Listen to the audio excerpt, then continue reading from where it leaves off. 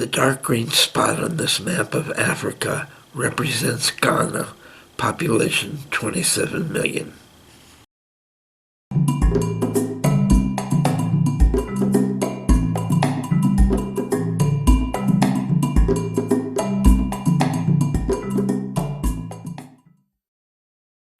About a third of the country is tropical rainforest. Another third is savanna. One more third is desert. Ghana is also on the ocean.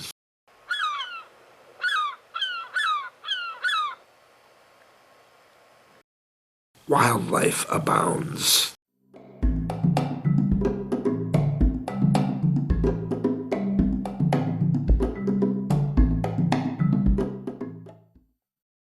Gold. Ghana exports lots of it. They also export diamonds, cocoa beans from which chocolate is made, bauxite which is made into aluminum, manganese essential for stainless steel, oil, natural gas, and timber. Once part of the British Empire, Ghana is a thriving democracy, although it has known military rule.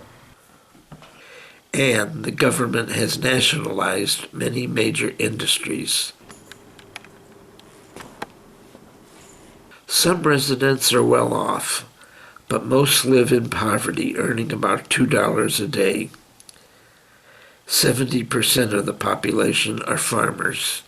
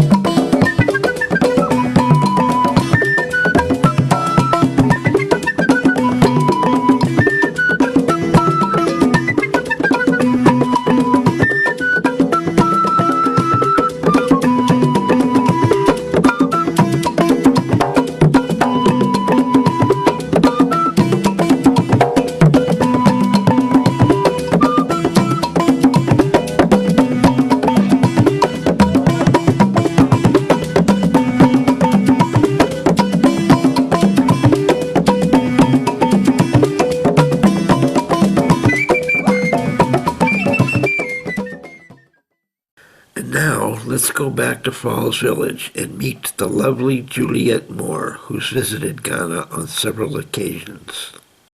Let's talk about Ghana. Oh, okay. I'm so intrigued. Well, I have friends who in 1992, they lost all three of their children in a car accident. And their way of dealing with this was to travel the world and see where they could help children that had no parents. And they got involved in India and in Africa and decided pretty much on Ghana as a place to open their own home of refuge. And they've had 27 children there. And these children were orphans? They were orphans. They were children that could not be taken care of by their families. They were children that were abandoned. They were children that were slaves. They were brought to them by family services. They came from different places. I mean, reading their stories breaks your heart. But they've been given a home. They are not available for adoption. The Josh Christan home, named for the Moritz's three children, is their home. And 7 of them are now in college. One is getting his master's, one is now a nurse and she's come back as a house mother. Another one is a nurse as well. One's becoming an architect, and he's designed a new school for the property. And I mean, it's just amazing, and they get into your heart.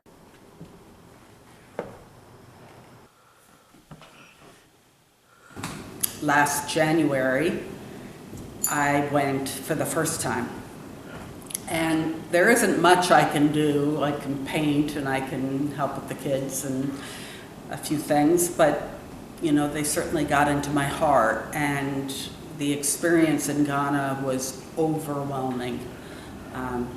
I wrote about it. That was in the Lakeville Journal, and it definitely changed my life. Here I had this unbelievable experience of Ghana, where they have nothing, and yet they're the most warm, loving, happy people.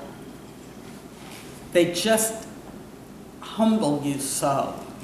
And bracelets I've bought there, I wear every day because I just don't want to ever forget for a minute how crazy it is that just by chance I'm so fortunate. Another thing that totally changed my life is right before that I was diagnosed with cancer, and the doctor said to me, "We'll schedule your surgery," and I said, "Well, first I'm going to Ghana," and they went, "Don't you want to have the surgery right away?" And I went, "Oh, I'm going to Ghana, then I'll come back and have the surgery." But then while I was going through the tests for that, they found out about a problem with my blood. So it was an interesting year. They thought I had leukemia, and they tested me for that for a couple of months, and then they decided I had a thing called polycythemia vera because I made too many red and white platelets. And so as I was planning my second trip to Ghana, they said, okay, you know, your blood it's dangerous. You know, you have to be careful, and we're going to put you on chemo pills. And I said, well, can we wait until after I get back from Ghana? And she said, you can't go to Ghana. You can't fly a 10-hour, 11-hour flight. That would be life-threatening for a blood clot. So again, I said, oh, I'm going to Ghana. And I took a bunch of precautions as best I could, and I took my second trip, and that was last June. And a doctor said to me, so have you thought about bucket list at all with what you've gone through? So I said, no, I've had a phenomenal, very exciting, very interesting life. I have 2 unbelievable children, and I've been so lucky. I really don't have a bucket list. And then I went, oh, wait a minute. I want to take my kids to Ghana. So I did that in March. And my son is 32 and my daughter's 30. And who knew that I'd ever get a trip with them again, because their lives, my daughter lives in Arizona, my son is in New York, and their lives are very full, and so it was amazing. It was amazing. And we spent time with the kids, and we did some things at the home, and then we did some traveling, and went to the slave castle in Ghana, which is a place everybody should see. What did that do to you? Oh, it makes you mentally and physically sick. What people have done to other people is horrific. And luckily they've kept this place where they had them imprisoned underground, waiting to go on the ships to come here. And the governor had his dining rooms and his parties and the church and everything above them. And they would hold them in these dungeons, and then when they transported them out to where they would take them out to the boats, it was done underground tunnels so that the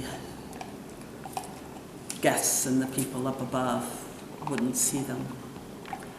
And then they were chained like cords of wood in a ship for the whole trip across the ocean.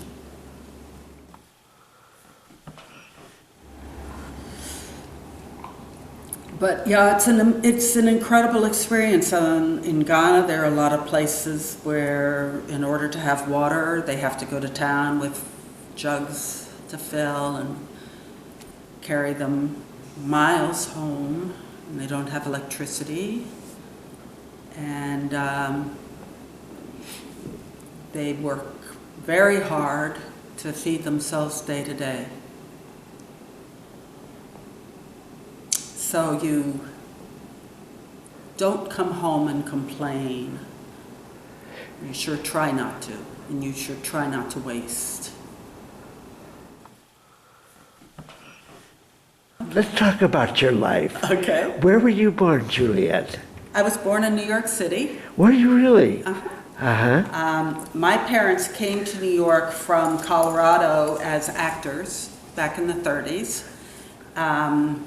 My mother had to get a job in banking. Her father had a bank out in Colorado. She had to get a job just so that they could eat in the 30s, you know. Depression. Sure. But my father was on Broadway. He did 9 Broadway plays. Is that right? Yes, he was very much the dashing leading man with long blonde wavy hair and mustache, and you know, they studied the Queen's English and a great deal of Shakespeare and fencing, and you know. Anyway, I was born in the city, and then we moved out we did a short stint in Dobbs Ferry, but then we moved to Bronxville. My father had to have a very dramatic home, and he found this house that was a 1911, I believe, reproduction of a chateau in Bronxville on top of this hill, complete with 7 towers. But when I was 13, I started modeling and was traveling after school into Manhattan and spending my summers every day there. And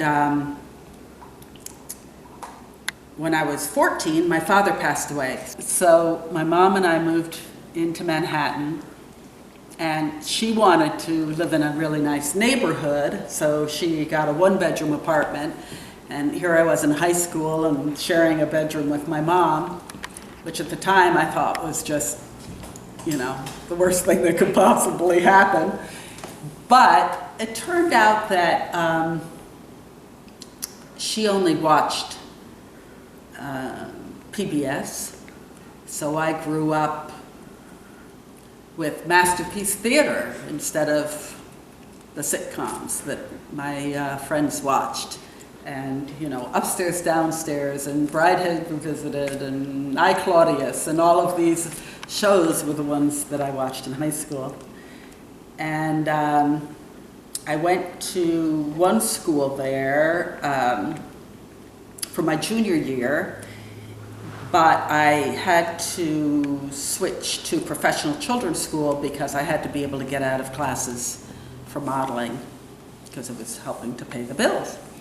And I always wanted to act. That was what I wanted to do.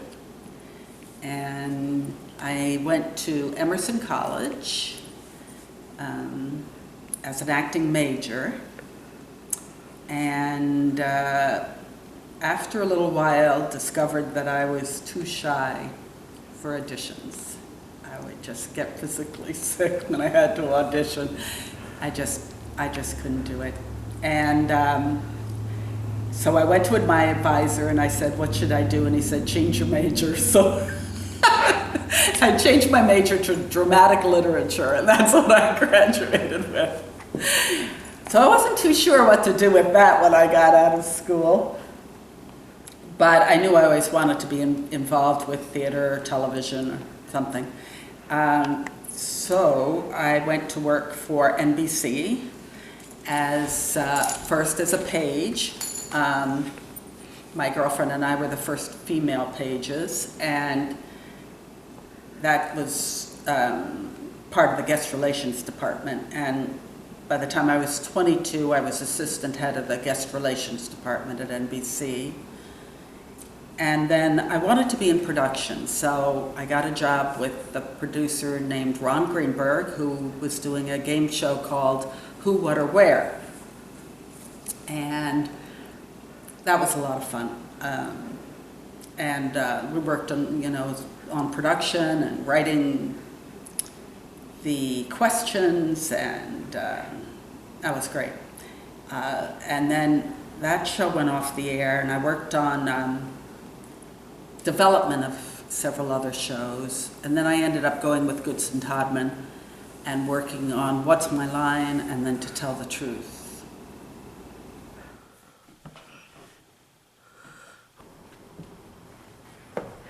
You don't look like you're old enough to have worked on those shows, because I'm 71 and I remember What's My Line and To Tell the Truth. Watched them all the time. Well, I'm 2 years younger than you. No kidding. My God. Last Friday I just had my 69th birthday. Well, happy birthday, Juliet. Thank you. I never would have guessed. So go ahead. You worked on the game shows. Yes, and during that time I married a young man that I worked with at NBC. He was such a sweetheart. He had come to New York first to be in the Thanksgiving Day parade, Macy's parade, with a tuba under his arm, coming from Iowa. And he fell in love with New York, and he was an opera singer. And he moved back, and he got a job at NBC, and that's where we met. And we went out on our first date, and 2 weeks later he asked me to marry him, and 2 weeks later we were married.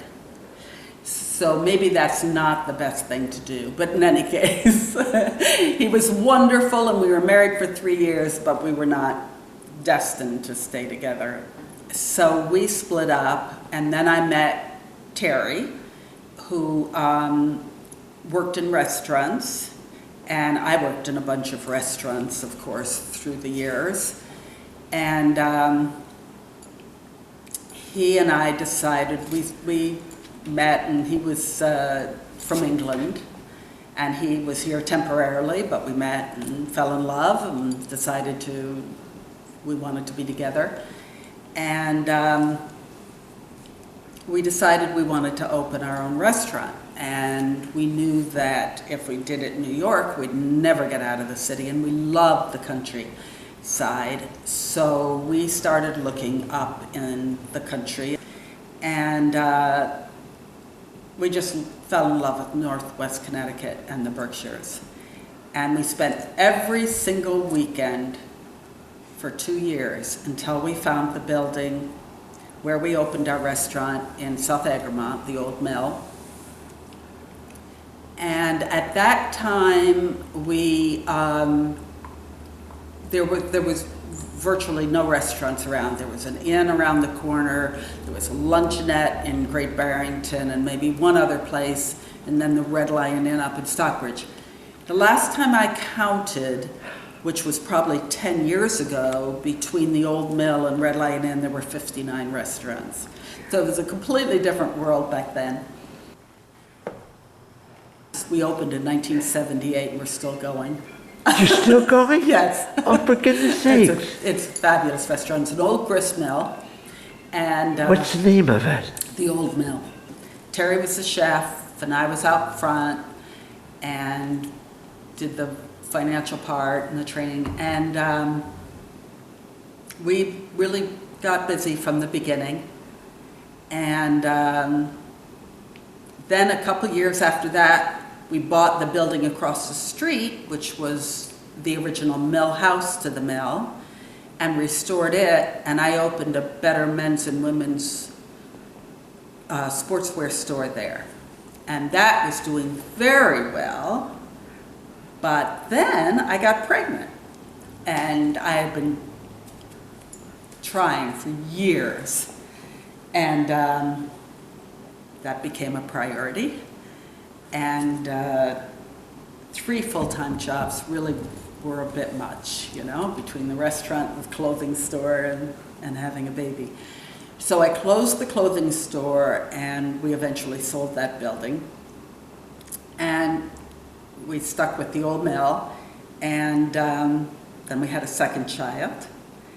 And one day, and we built a house in South Egremont, and one day Terry came home and he said, the White Hart Inn is going to be auctioned off. And we had been watching it become more and more derelict. It was closed down, and it broke our hearts. And I said, well, that's interesting. We've just built a house and we have no money. What are you thinking? And he said, oh, come on, you know, we can do it. The White Hart. So I said, when is the auction? And he said, in 3 weeks. So in 3 weeks, I went crazy. By the time of the auction, had raised $1 million, and that was just going to be a beginning, and was the successful bidder at the public auction, and which was pretty dramatic because they had advertised it would be a public auction, so the town of Salisbury was there, and we bought it. You and Terry? Mm-hmm. And you're owners to this day? No. No. No, it didn't end there. Oh, okay. So first we spent 7 months rebuilding it. We redid every inch of it. We did it very much as a country inn, formal country inn, and had a staff of 93. Really? Fabulous kitchen, 36 people in the kitchen. Uh-huh. Because we were restaurateurs, that was key to us. We had main dining room, a function room, banquet room, the tap room, and the garden room, which was supposed to just be for lunches, but we ended up having to serve dinner in there too, and 26 guest rooms. And it was hopping. It was really fun. Over the next few years, Terry and I split up. And so after a while, we stayed partners for a while, but then I sold the White Hart, and I sold my share of the old mill to Terry. So and he still has it. And then I thought, now what do I do? I was commuting to Avon for a year, doing business brokerage work. And we would go into businesses and help them if they were in trouble. And I started being a marketing consultant and representing the sale of businesses. And I absolutely fell in love with it. I couldn't keep going to Avon because here I was, you know, a single parent, kids in school, having to pick them up, having to get them to sports, having to be there for them. And one day I get a phone call that my daughter has fallen and the ambulance is on the way, and I said I can't be an hour away anymore. So a friend of mine was a realtor, and she talked to her broker, and he offered me a job to redo their systems, create a website, redo their advertising, organize the office, and I got my real estate license, because to be a business broker, you don't have to have a license, a real estate license, because you're not selling something that's attached to the ground, the definition of real estate. So I got my real estate license, and then I went decided I wanted to go with the person that I considered to be the best realtor in the area, which was Elise Harney. And that was over 15 years ago. And I've gotten my broker's license since then, and I absolutely love it. Absolutely love it. Meeting people and seeing them become happy when they find a home that they love. It is. It's a very significant part of their lives. And I love houses. This house that I'm living in now is the 21st place I've lived. And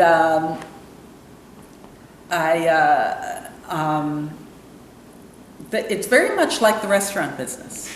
You know, I mean, I should say the restaurant business prepares you really well for it, because you really are dealing with unbelievable amount of details.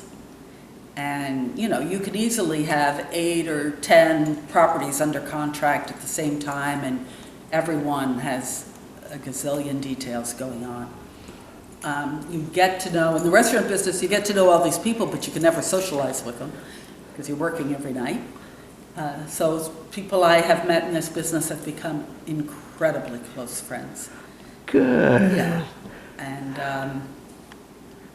the Harney family, you know, I work out of their home, and we take our dogs to work, and it's very much a family. So I love it, and we're very, very busy. So we just, you know, it's all good.